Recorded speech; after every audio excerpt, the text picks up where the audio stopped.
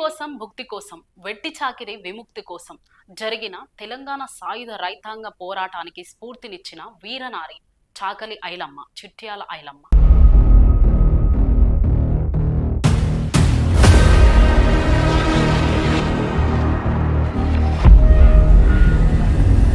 నిజాం నవాబుకు ఆయన తొత్తులైన భూస్వాములకు వ్యతిరేకంగా జరిగిన తెలంగాణ సాయుధ పోరాటంలో తన ఇల్లునే కార్యాలయంగా మార్చిందామె. 1895 సెప్టెంబర్ 26న సద్దుల బతుకమ్మ నాడు వరంగల్ జిల్లా రాయపర్తి మండలం కృష్ణాపురంలో ఆమె జన్మించింది.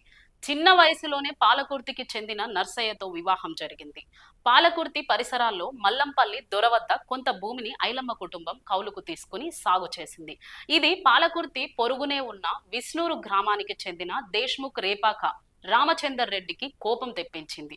దొరగడిలో వంతుల వారిగా వెట్టి చాకిరీ చేసే ఐలమ్మ కుటుంబం సొంతంగా భూమి కౌలుకు తీసుకొని సాగు చేయడంలో సహించలేకపోయాడు. ఐలమ్మ భూమిని కాజేయాలని, ఆమె పండించిన పంటను గూండాలతో కొల్లగొట్టించాలని చూశాడు. ఐలమ్మ ఆంధ్ర మహాసభ నాయకత్వంలో ఎర్రజెండా పట్టింది, పోరాడింది. గుత్పల సంఘం సభ్యులు, గ్రామస్తులు సహకారంతో పంటను తరలించుకుపోవడానికి వచ్చిన గూండాలను తరిమికొట్టింది ఐలమ్మ. ఐలమ్మ సాధించిన ఈ విజయం తెలంగాణలో భూ పోరాటానికి నాంది అయింది. చివరకు రైతాంగ సాయుధ పోరాటం సాగి వేలాది ఎకరాలు సాగు చేసుకునే రైతుల పరం అయ్యాయి. ఐలమ్మ 1985 సెప్టెంబర్ 1వ తేదీన తుది శ్వాస విడిచారు.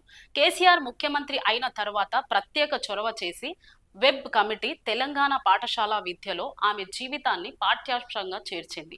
వరంగల్ జిల్లా పాలకుర్తి నియోజకవర్గ కేంద్రంలోని మార్కెట్ యార్డ్కు చాకలి ఐలమ్మ పేరు పెట్టి ప్రభుత్వం ఆమె పట్ల ఉన్న గౌరవాన్ని చాటుకుంది. అంతేకాదు, చిట్యాల ఐలమ్మను తెలంగాణ తల్లిగా గుర్తించి 2021 సెప్టెంబర్ 26 నుండి ఆమె జయంతి ఉత్సవాలను నిర్వహిస్తోంది. తెలంగాణ రైతాంగ పోరాట యోధురాలు, దొరతనాన్ని ధిక్కరించిన బహుజన దిశాలి వీరనారి చాకలి ఐలమ్మ గారికి వర్ధంతి సందర్భంగా ఆ ధీర వనితకు ఇవే మా ఘన నివాళులు.